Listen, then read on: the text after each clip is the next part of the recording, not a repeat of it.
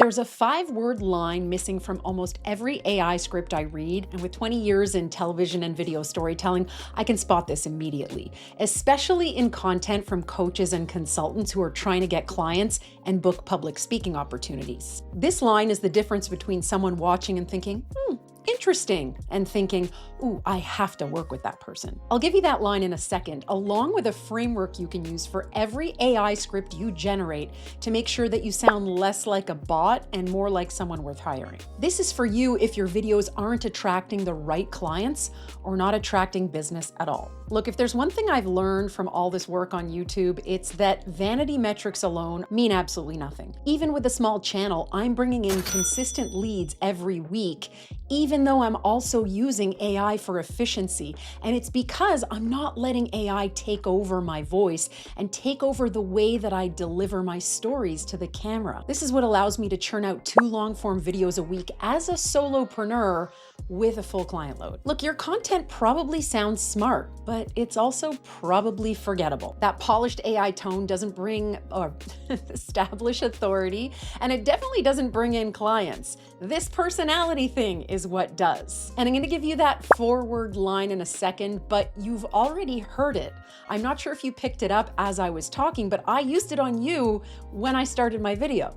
This is for you if. You don't have to literally say those exact words, although you can, but it needs to come through in what you're saying. That line didn't describe everyone on YouTube. It called out to a very specific person with a very specific problem, and I wasn't beating around the bush. I don't just want to talk in theory in this video. I want to give you actual grounded examples so you can see this in action. Let's say you're a financial coach who works with people over the age of 40 and feel a little behind when it comes to saving for retirement. You paste that into ChatGPT and here's what you get. Retirement planning can feel overwhelming, especially if you're getting a later start than you'd hoped. In this video, I'll walk you through practical strategies to help you take control of your financial future and build long-term security. Sounds good, right? I mean, technically it's accurate. It does make a promise, and the words sound normal. The problem is, about 700 other financial advisors can say the same thing on social media today. So what makes you any different? When you run it through a filter and add story, here's what you can get. This is for you if you're 42, making more money than you ever have, and still living paycheck to paycheck, because you can't find money to put into your tax-free savings account. Your 28-year-old self would have been mortified. That would stop a potential client in that situation in their tracks, because you're literally explaining something that went through their head on the drive home on Tuesday. It gets you through the gate. It gets the person to watch and sit up and go, okay, I'm listening. Now I'm going to run you through the 4 filters that I want you to test every script that you churn out against. The first filtering question is, are you presenting yourself as the guide? Does your audience see you as the person to lead them where they want or need to go? Let's say you're a career coach and you're working with women who took a break from the workforce. AI might spit out something like this. Returning to work after time away can feel daunting. I'll share tips to help you rebuild your confidence and land the job you want. Sounds good, right? All right, let's run it through filter number 1. If you've been out of the workforce for a few years by choice, by having a baby, by getting let go from your full-time job, and every job application feels like you're trying to explain a gap that everybody is using to disqualify you, this is for you. Do you notice the difference?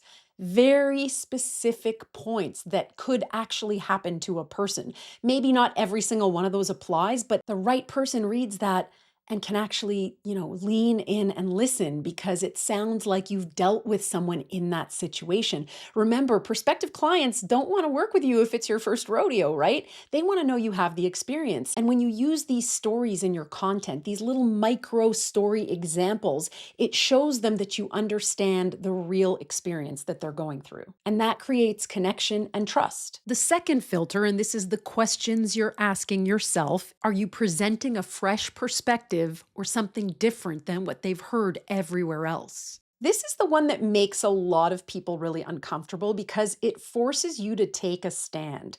You may have heard this as being contrarian. And one of the reasons that this is so important is because in a sea of everyone sounding the same, you got to say something that stands out, that's different. It doesn't mean being super controversial or offending people. It just means taking a stand and having a point of view that you're not afraid to wear on your sleeve. For example, I'm a video coach and I'm always saying that I'm against teleprompters, which is exactly the opposite of what most people tell you to do. Make it simple, use a teleprompter. But I stand my ground on that, and it does get a lot of engagement from my audience. It also creates some client opportunities for people who are like, okay, I'm not going to use a teleprompter, but help me be a more effective speaker without it. And if that's you, I have a resource in the description called Magnetic on Video Essentials. It's a 3-hour course to help you level up your on camera presence. I highly recommend it if that's something you're struggling with. Here's a specific question. Would anybody in your field push back against this statement? If the answer is no and it's a universal thing, then it's forgettable and it'll just blend in with everybody else. So let's look at another example. Let's say you are a running coach and you're helping people train for their first marathon. AI might say something like, consistency is the key to marathon training. Everyone agrees with that. It means nothing. Now, here's the uncomfortable version. Most recreational runners don't fail because they're not disciplined enough. They fail because they were assigned a plan designed for someone with 12 hours a week when that just isn't realistic for their lifestyle. Another coach might push back on that and say, no, you can make the time. You need to prioritize it. Look, I'm not a running coach, so I don't know what the real answer here is. I'm just explaining that there is another way to present your way that goes against the grain a little bit, and only you know what that is for your niche, which means it's a real position. It's something people can agree or disagree with, and that creates conversation. It creates tension. It creates engagement because people will fall on one side or the other, and then they'll debate that in the comments. Filter number 3 is human moments, and this is the part that AI just can't fake. Have you injected enough storytelling, experience, and humanity into the script? AI will tell you to give tips. People think, experience, and connect through stories, through scenes. So find every opportunity in your script to turn a tip or something that you're teaching into a story. And I mean a real one, something specific enough that it actually either happened to you or someone you know. Here's a real story from my business.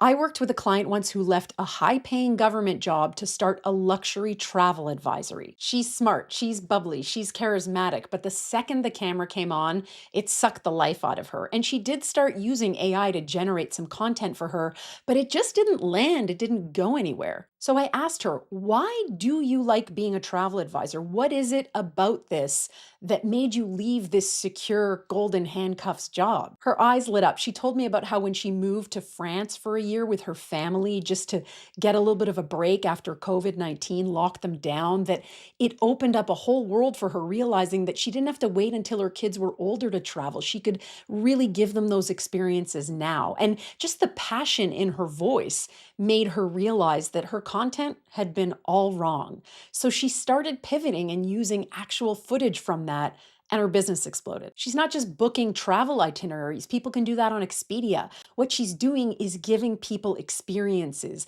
memories through the lens of someone who's actually been there, gone into those places, stayed in those hotels, and knows the ins and outs, and most of all, how to get the biggest bang for your buck and the best perks. Doesn't that sound better than just booking through some website? You have those moments too. They're sitting in your memory. AI can't access them because there's no way for AI to know your life experience. So don't sit on that. Actively brainstorm some of the great stories in your day, in your experience, in your business. They don't have to be these big epic things. They can be mundane. That's fine. It's even better to demonstrate a lot of points. That's another thing with AI is it always tries to make every experience or every story this big teachable moment or this big thing. And sometimes you just have to let a short story, a little experience sit with someone. And it's just the common experience that helps it really resonate, not so much that in of itself that's going to be some huge life lesson. The next one is the authority close. Are you closing your script with a strong call to action or throwing away the ending? So there you have it. Hope it was helpful. Don't forget to like and subscribe. Please don't end your videos like that. Your close needs to do two things: land the transformation clearly and tell the viewer exactly what to do if they want more. So a financial advisor running through this filter could close with something like, if you've been putting off this conversation because you're not sure what you'll find when you actually look at the numbers, that's the exact moment to have it. Here's how you can reach me. It's a direct statement, because if someone is still watching at the end, whether you're doing a short video or a long form video, you know that you've kept their interest long enough that they're probably wondering what to do next. So don't make it hard for them.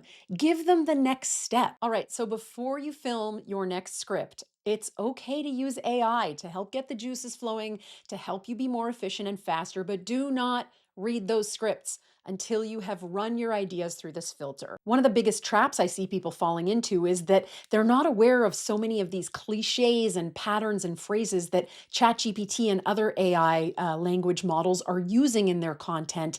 And maybe if you're not like watching content all the time like I am, you don't necessarily know that these things are used by literally everybody else. So I actually have a free resource you can download below where you can plug this into your ChatGPT to train it to stop using the generic fluff that everybody else is using. I highly recommend it. People are raving about it. And scripting actually is something that I treat in a very specific way. I actually don't write out word for word. And you'll want to check out this video next to see exactly how you can do that.